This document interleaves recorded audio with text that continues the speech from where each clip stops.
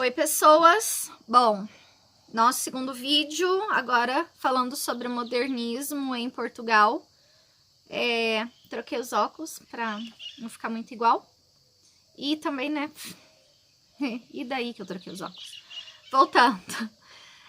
Dando continuidade na apostila de vocês, nós teremos aqui uma explicação a respeito do modernismo, agora a maneira como o modernismo começa em Portugal.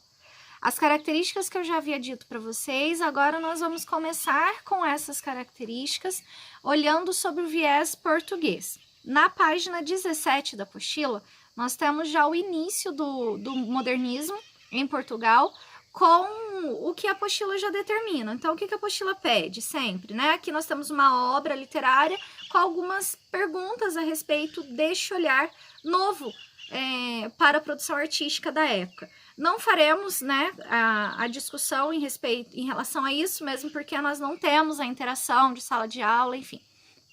Na página 18 de vocês, há aí uma explicação sobre o fenômeno da heteronímia. Não faremos a leitura, eu não quero que vocês façam a leitura agora, antes de eu explicar o Fernando Pessoa e a heteronímia pelo viés, né, e pelo olhar de Fernando Pessoa.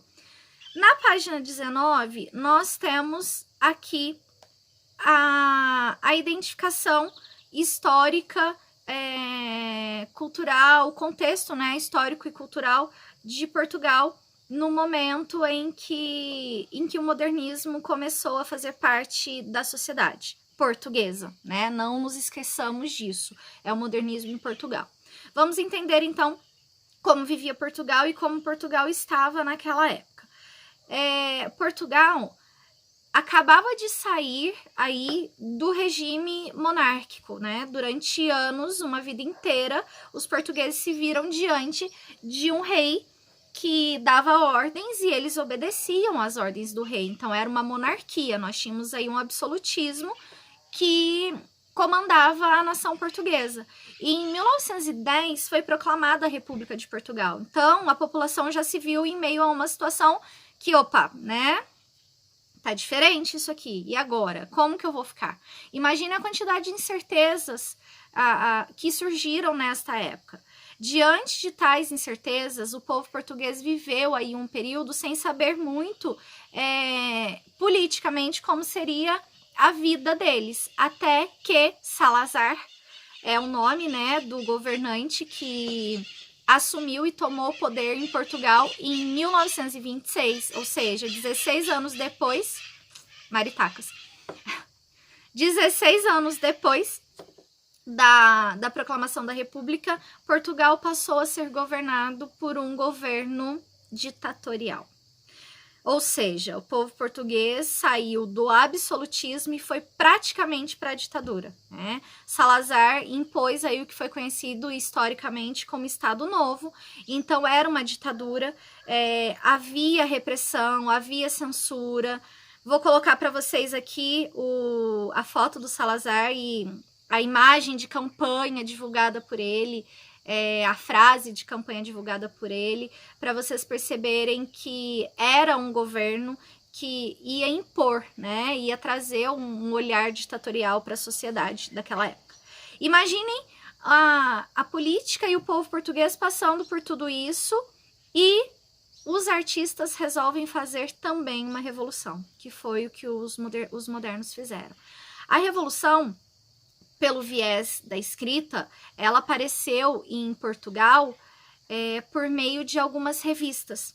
Então, o modernismo em Portugal ele pode ser dividido em 3 partes, e estas 3 partes elas são caracterizadas por produções de revistas em relação ao que acontecia na sociedade. Mas, assim, não é uma revista que vai criticar ou falar algo sobre o momento. É uma revista que vai trazer produções artísticas de alguns autores. Pensando nessas 3 partes, então, o modernismo português se divide em três partes, que é a geração Orfeu, a geração Presencismo e a geração Neorrealismo. Por que ganha esse nome? A geração Orfeu ganha este nome porque os autores da época começaram a produzir textos diante dessa nova temática, dessa nova identificação linguística e artística, em uma revista que foi publicada, criada, e a revista se chamava Orfeu. Ela só teve 2 publicações, ela não durou muito tempo, mas foi o suficiente para que a representação artística se desse trazendo o novo. A segunda geração ela é chamada de presencismo devido à revista Presença. Então, uma nova revista, ela foi elaborada, ela foi produzida, e os autores também escreviam, né, para essa revista.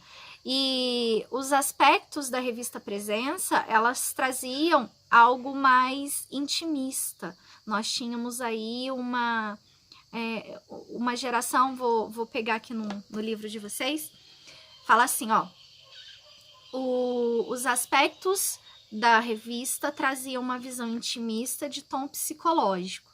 Então, os escritos, as produções escritas, elas eram voltadas mais para o interior do indivíduo, né? Era um tom mais psicológico, intimismo, né? Dentro, aqui dentro de mim. E, por fim, nós tivemos aí a geração neorrealista, né? Que é o neorrealismo, que adotou aí uma posição mais crítica em relação ao regime salazarista. Eu ia falar salesiano. A um regime de Salazar. Tá bom? A geração Orfeu, ela foi a primeira. Então, ela foi a que chegando, explodindo tudo. Óbvio, sofreu críticas. Óbvio, assustou, chocou, porque trazia produções novas. Os autores da Orfeu, eles foram criticados. Deixa eu só achar aqui, gente. Eles foram criticados e a revista foi chamada de literatura de manicômio. Ou seja, só tem doido aqui. Como assim escrevem desta maneira? A crítica só não foi maior porque alguns textos ali ainda traziam vestígios do simbolismo, senão o negócio tinha sido muito pior. Beleza? Então, Portugal vivia este momento, 3 fases, ok, ótimo. Quando nós falamos da literatura moderna portuguesa, nós não vamos ter um leque de autores a serem estudados de maneira tão profunda, pelo menos no nosso ensino básico, como na literatura brasileira. Nós estudaremos em Portugal apenas Fernando Pessoa de maneira mais profunda, porque foi o nome que mais representou a literatura, é um nome da literatura portuguesa, e ele fez, né, trouxe muitas influências para as produções literárias. Agora, nós não vamos nada. Eu vou fazer depois um outro vídeo falando para vocês apenas de Fernando Pessoa e posteriormente um outro vídeo sobre a heteronímia,